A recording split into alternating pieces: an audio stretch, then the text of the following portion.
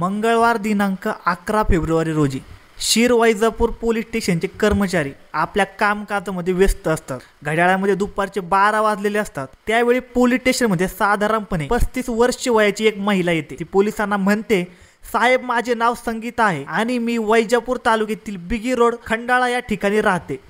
आज सकाळपासून माझा 9 वर्षाचा मुलगा सार्थक हा हरवला आहे। मी त्याचा खूप शोध घेतला पण तो मला काही सापडला नाही। तिची ही माहिती ऐकल्यावर पोलीस तिला पाणी पिण्यासाठी देतात आणि तिच्या मुलाची मिसिंग कंप्लेंट रजिस्टर करतात।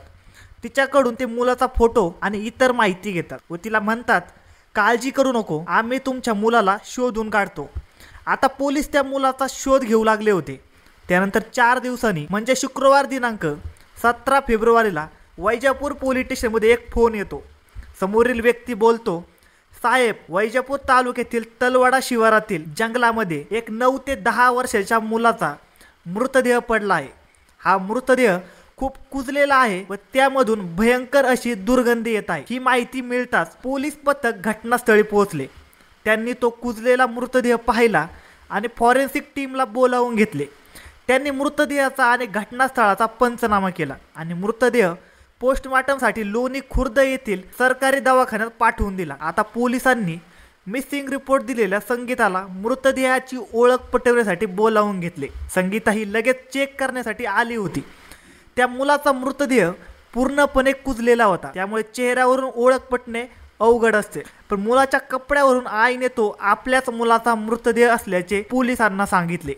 आता त्या मुलाची हत्या कोणी केली याचा शोध घेण्याचे मोठे आव्हान पोलिसांसमोर होते। पोलिसांचा पहिला संशय मुलाच्या आईवर जातो, कारण मृतदेह पाहिल्यावर तिच्या चेहऱ्यावर कसल्याच प्रकारची दुःख नसते, त्याचबरोबर तिच्या चेहऱ्यावर कुठल्याच प्रकारचे रडू देखील नव्हते। आणि जेव्हा ती महिला मिसिंग कंप्लेंट देण्यासाठी आलेली असते तेव्हा देखील तिच्या चेहऱ्यावर काहीच टेन्शन नव्हते। पोलीस त्या महिलेची चौकशी करतात, त्यावेळी तिने जे सत्य सांगितले ते ऐकून पोलिसांच्या तळपायाची आग मस्तकात जाते। आईने पोटच्या एकुलत्या एक 9 वर्षाच्या मुलाचा खून का केला या प्रकाराची सविस्तर माहिती घेण्यासाठी हा व्हिडिओ पूर्ण पहा। साधारणपणे 11 वर्षापूर्वी रमेश बागुल याचा विवाह संगीता हिच्याबरोबर समाजाच्या रीतिरिवाजाप्रमाणे धूमधडाक्यात झाला होता।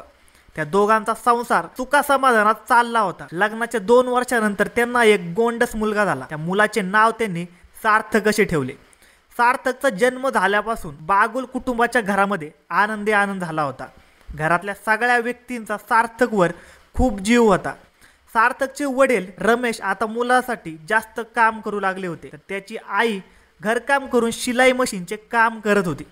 साधारणपणे 1 वर्षापूर्वी संगीता हिची ओळख गावातल्या सावतावाडी येथील साहेबराव पवार याच्यासोबत झाली होती। साहेबराव याची वय 56 वर्षे होते, तर संगीता ही आता अवघी 35 वर्षाची होती। संगीता ही दिसायला सुंदर होती, पाहता क्षणीच ती कोणाला पण आपल्या मोहात पाडेल असे तिचे शरीर होते। आता 56 वर्षाचा साहेबराव पवार संगीता हिच्यावर फिदा झाला होता। संगीताचा नवरा कामावर गेला की साहेबराव हा कारण नसताना तिच्या घरासमोर येऊन उभा राहायचा। संगीताने आता त्याच्या नजरेमधील कामुकता ओळखली होती, ती देखील आता त्याला नजरेने इशारे देऊ लागली। आता साहेबराव तिच्या घरी गेला। दोघांनी एकमेकांचे नंबर घेतले, एकमेकांना दिले। तासनतास फोनवर गप्पा मारायचे। एक दिवस संगीताचा मुलगा हा शाळेत गेला होता व नवरा देखील कामावर गेला होता। त्यावेळी साहेबराव घरी आला आणि त्याने संगीतासोबत शरीर संबंध ठेवले होते।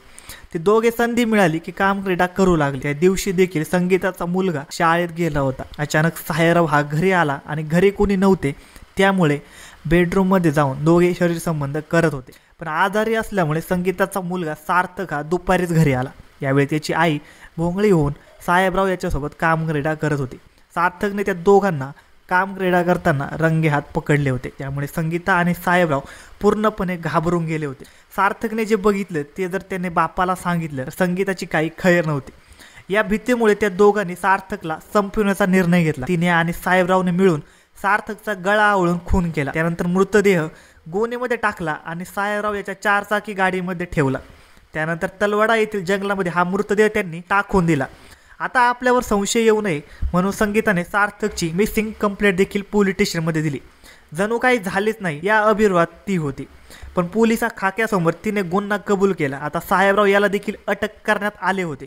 धन्यवाद मित्रांनो, अशाच नवनवीन मराठी क्राईम स्टोरीज ऐकण्यासाठी आजच आपला यूट्यूब चॅनल क्राईम कट्टाला सबस्क्राईब करा.